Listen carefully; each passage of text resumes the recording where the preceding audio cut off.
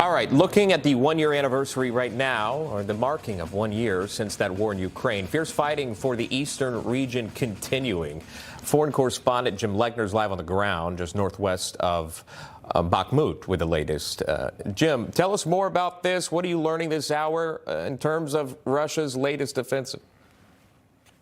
Well, good evening. That's true. Russia remains on the offensive here, but on the one-year anniversary of the war, the greatest question is, where will the Russians employ the up to 500,000 reservists that they've mobilized last fall and expected to be put on the offensive here at some point? And that's the question. We've noticed in the eastern portion of the Donbass, across the city of Lyman, where we were at this morning, there is a Russian renewed offensive. That's where the Ukrainians recaptured territory last fall. The Russians stabilized the line, and they've returned to the offensive there. Farther to the north in Kharkiv, U.S. intelligence sources have confirmed for us that there's a significant buildup there as well of 50 to 75,000 troops on the Russian side of the border.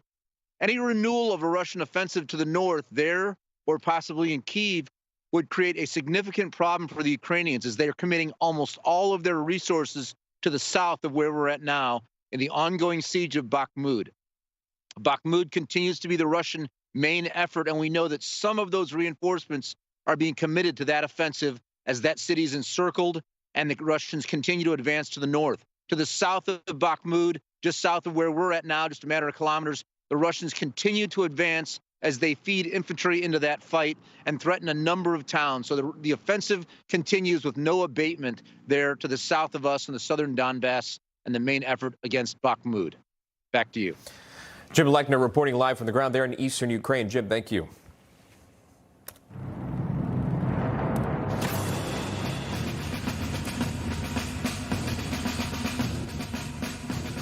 That announcement includes artillery ammunition for HIMARS and howitzers, more javelins, anti-armor systems, air surveillance radars to help protect Ukrainian people from aerial bombardments. We have just held talks with the U.S. President in a one-on-one format and then in the expanded format.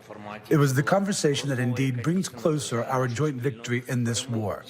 We can and we must do so that 2023 becomes the year of victory. President Biden making a surprise visit to Ukraine just ahead of that one-year mark since the start of the war. Is Ukraine stronger today than it was a year ago? Robert Wilkie is the former Undersecretary of Defense and former U.S. Secretary of Veterans Affairs. He joins us live. Anthony Tata is a retired U.S. Army Brigadier General. They both join us live. Thank you, gentlemen, for coming on. Mr. Secretary, if I could start with you on this. What did you make of President Biden's secret visit? To Ukraine in a war zone without military presence there? Or what kind of message did that send?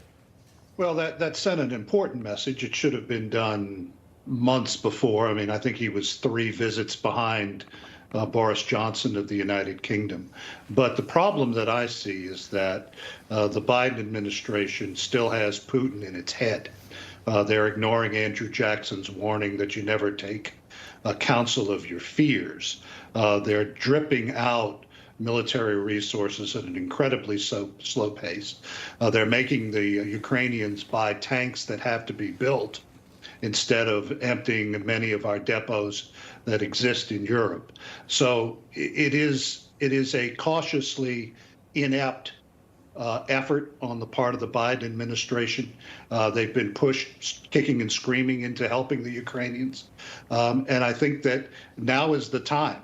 Now is the time to unleash Western resources and stocks in Ukraine to push back the Russians. You just heard a report from Jim. They are engaged in warfare by attrition, the kind of which we really haven't seen since World War I, in that they are spending thousands of lives just to advance meters. We have the opportunity to punish them, but we need to act quickly.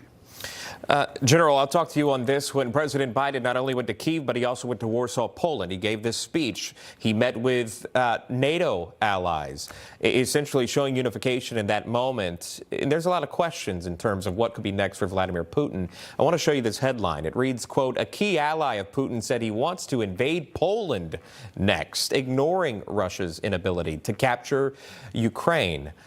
So, General, in terms of strategy in again, this war is continuing.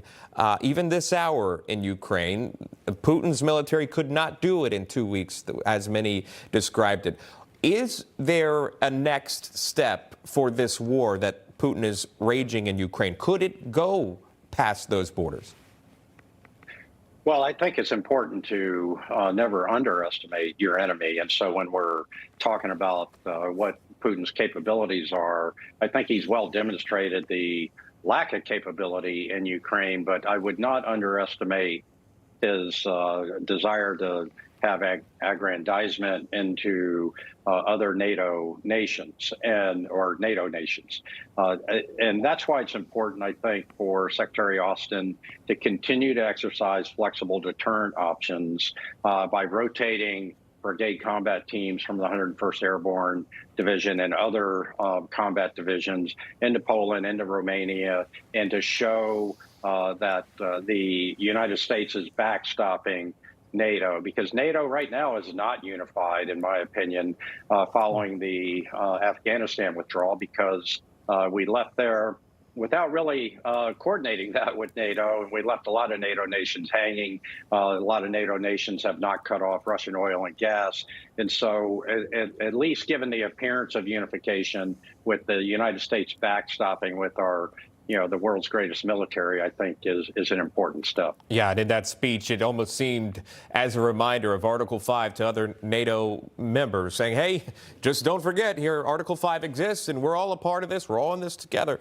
And we saw that play out there live on television as we reported on it. Mr. Secretary, I'll end with you.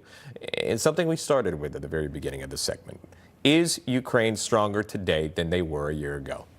Absolutely. And I think the future for them will be brighter when NATO unleashes its stocks of tanks, that we replenish their supplies of artillery and rocket munitions. But we should also take this as a lesson.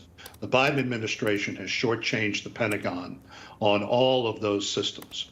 We need to get back in the position of replenishing our own stocks at the same time that we can help the Ukrainians and further deter Russia. I will say that it's a pipe dream that this Russian military that can advance miles into Ukraine would be able to take on Finland or Poland. That is a Putin fantasy designed to get into the heads of weak sisters in the West. There is concern with the Bucharest 9 as well. That's something that was brought up recently. Out of time on this segment, we appreciate that. That is Secretary Robert Wilkie joining us, as well as Brigadier General Anthony Tata. Thank you, gentlemen. Appreciate it.